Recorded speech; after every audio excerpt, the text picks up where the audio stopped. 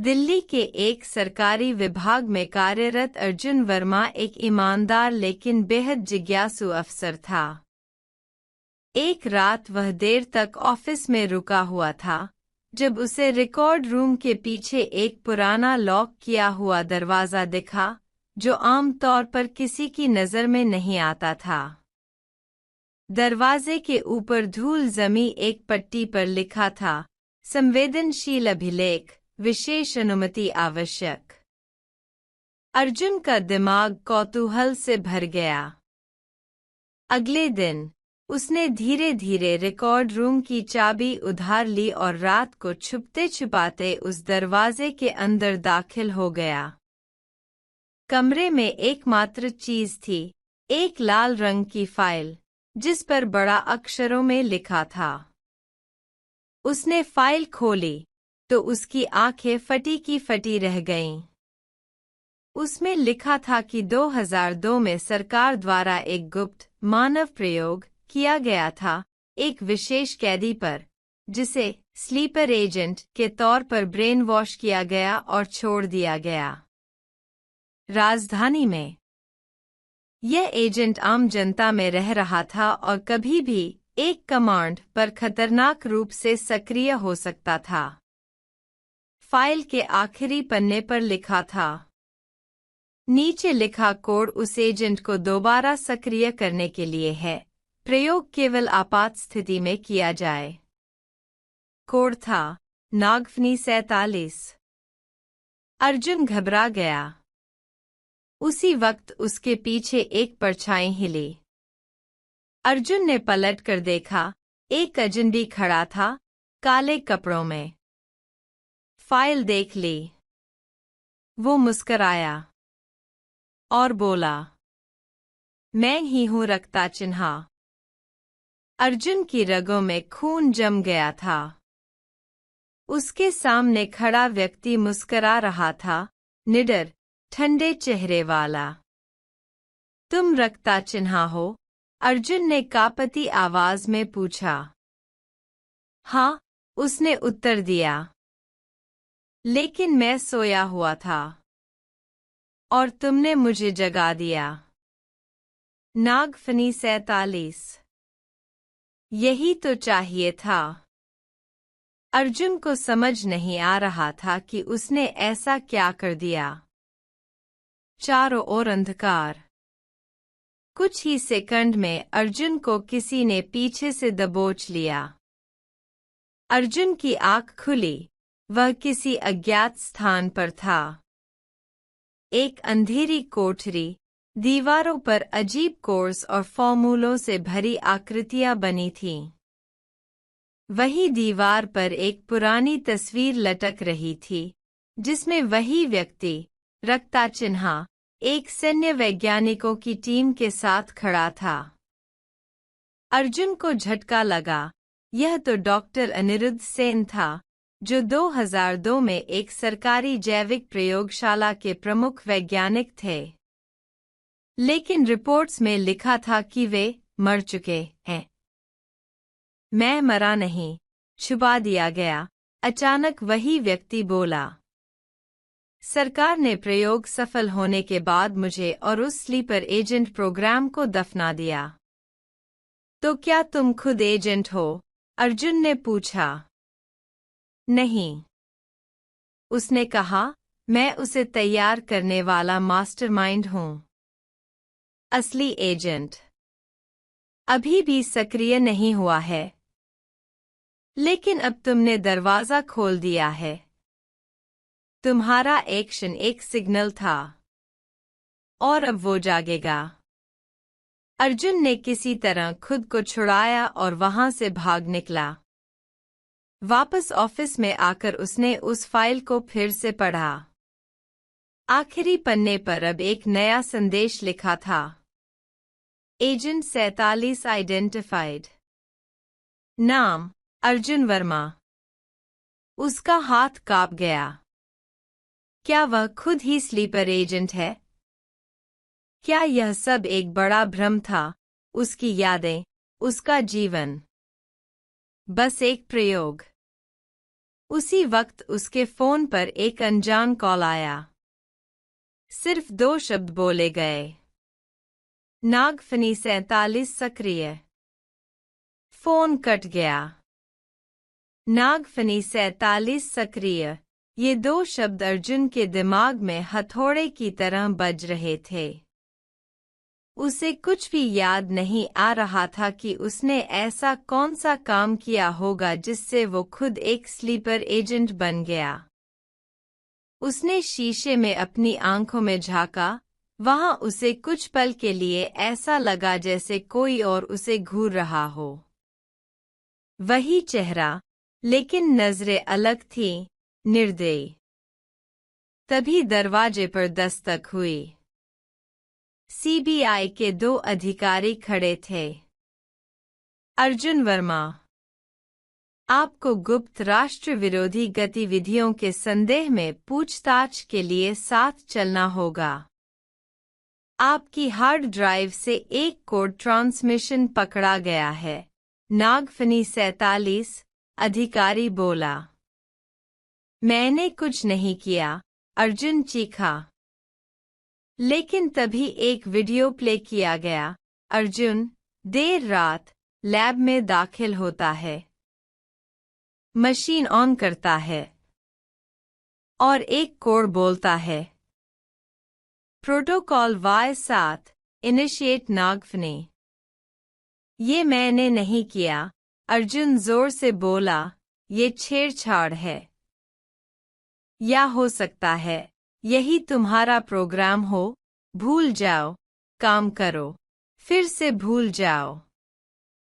उसे जेल में डाल दिया गया।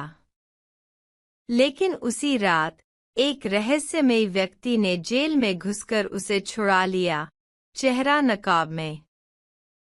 कौन हो तुम? अर्जुन ने पूछा। तुम्हारा साया, उसने कहा। तुम अकेले नहीं हो, अर्जुन। क्या मतलब? तुम्हारे जैसे और भी हैं, प्रोजेक्ट रक्ता चिन्हा के स्लीपर एजेंट्स, पूरे देश में फैले हुए। और अब उन्हें जगाने का वक्त आ गया है। तुम पहले हो। अब अर्जुन के सामने 2 रास्ते हैं। वह उस प्रोग्राम का हिस्सा बने जिसे कभी किसी अज्ञात लक्ष्य के लिए रचा गया था, या फिर खुद को साबित करे और उसी सिस्टम से लड़े जिसने उसे बनाया। क्या अर्जुन अपने दिमाग की असली कोडिंग से बाहर आ पाएगा? क्या वह वाकई में हत्यारा बन चुका है और उसे पता भी नहीं? या यह सब किसी बहुत बड़े षड्यंत्र की योजना है जिसे उजागर करने वाला भी वो खुद ही है? स्थान एक गुप्त अंडरग्राउंड लोकेशन जिसे कोर 0 कहा जाता है। अर्जुन को एक अजीब सी कोर्ट में लाया गया। न कोई जज, न वकील, सिर्फ एक बड़ी गोल स्क्रीन जो उसकी पूरी जिंदगी के फुटेज दिखा रही थी। बचपन, ऑफिस की नौकरी, शादी और वो सारे पल जो उसे कभी अपने लगते थे। पर अचानक स्क्रीन बदलती है। अब वो सीसीटीवी फुटेज दिखने लगते हैं जिनमें अर्जुन लोगों का पीछा कर रहा है, कुछ बंद फोल्डर ले जा रहा है, एक गुप्त लैब में कोड डाल रहा है। ये मैं नहीं हो सकता, अर्जुन चिल्लाया। तभी आवाज आई। ये तुम नहीं थे जब तुम जागे नहीं थे। अदालत में एक परछाई सामने आई, चेहरा अस्पष्ट, आवाज इलेक्ट्रॉनिक। तुम प्रोग्राम किए गए थे, अर्जुन। लेकिन तुम्हारे अंदर कुछ बाकी था, इंसानियत। वो गड़बड़ी अब सिस्टम को खतरा है। कौन सा सिस्टम? अर्जुन चीखा। प्रोजेक्ट रक्ता चिन्हा, भारत सरकार की सबसे गुप्त योजना जिसमें हर जिले में एक एजेंट नींद में छोड़ा गया है। वक्त आने पर जागेगा और आदेश पूरा करेगा। मेरा आदेश क्या है? अर्जुन ने पूछा। उत्तर मिला, प्रधानमंत्री की हत्या। एक पल को सन्नाटा छा गया। पर मैं ऐसा नहीं कर सकता, अर्जुन ने कहा। इसलिए तुम्हें कोर्ट में लाया गया है। ये परछाइयों की अदालत है, अर्जुन। यहाँ फैसला तुम पर नहीं, तुम्हारे इरादों पर होता है। अब अर्जुन को 2 विकल्प दिए गए। मूल पहचान स्वीकारो, यादें मिटा दी जाएंगी, आदेश फॉलो करने के लिए दोबारा तैयार किया जाएगा। विरोध चुनो, लेकिन तब उसे सिस्टम एरर मानकर समाप्त कर दिया जाएगा। अर्जुन ने थोड़ी देर सोचा और फिर बोला, मैं इंसान हूं, मशीन नहीं। तभी अचानक स्क्रीन ब्लैक हो गई। चारों तरफ खतरे की सायरन बजने लगी। किसी ने सिस्टम हैक कर दिया था। एक नया चेहरा स्क्रीन पर आया, एक महिला। मैं रिया कपूर, पूर्व खुफिया अधिकारी। अर्जुन, तुम्हें झूठ में फंसाया गया है। रक्ता चिन्ह एक चाल थी, देश के विरोधियों को भीतर से खत्म करने का बहाना। तुम्हारे जैसे कई लोग फंसाए गए। मैं तुम्हें बाहर निकाल सकती हूँ, पर अब तुम्हें लड़ना होगा अपने जैसे लोगों के लिए। अर्जुन की आंखों में अब डर नहीं था, बल्कि जुनून था। अब वह केवल एक स्लीपर एजेंट नहीं, बल्कि सिस्टम के खिलाफ एक जागा हुआ हथियार था। अर्जुन अब जान चुका है कि उसका जीवन एक झूठ पर टिका था।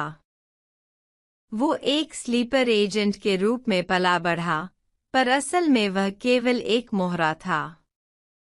अब वह अपने जैसे और एजेंट्स को जगाने और सिस्टम को तोड़ने का मिशन शुरू करता है। नाम है ऑपरेशन अ स्लीप ब्रेक। रिया अर्जुन को एक गुप्त ठिकाने पर ले जाती है, जहां और भी कुछ जाग चुके एजेंट्स हैं। हर कोई अपने अतीत से टूटा हुआ, मगर लड़ने को तैयार। हम सब प्रोग्राम किए गए थे, रिया कहती है। पर अब वक्त है उस कोड को मिटाने का, जो हमारी आत्मा पर लिखा गया था। मिशन शुरू, कोर सर्वर का विनाश। रिया बताती है कि दिल्ली में एक गुप्त डेटा सर्वर है, जहां से हर स्लीपर एजेंट के दिमाग में इंस्ट्रक्शन ट्रांसमिट किए जाते हैं। अगर वो सर्वर नष्ट हो गया तो सब आजाद हो सकते हैं, पर मुश्किल ये है। सर्वर उसी एजेंसी के अधीन है जिसने अर्जुन को गिरफ्तार किया था, राव रिसर्च एक्टिवेशन यूनिट, घुसपैठ राव मुख्यालय।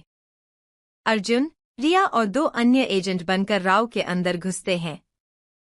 हर मंजिल पार करते समय अर्जुन के भीतर 2 आवाजें लड़ती हैं। एक जो कहती है, आदेश का पालन करो। दूसरी जो कहती है, तोड़ दो ये जाल। अंतिम मंजिल पर पहुंचकर वे एक विशाल हॉल में दाखिल होते हैं। वहां एक बेस्ट सेंट्रल सिस्टम था जो सभी एजेंट्स की गतिविधियों पर नजर रखता था। पर तभी वहां आता है डॉक्टर अनिरुद्ध सेन, वही जिसने ये प्रोग्राम शुरू किया था। मैंने तुम्हें बनाया अर्जुन। अब देख रहा हूं तुम खुद को मिटाने आए हो।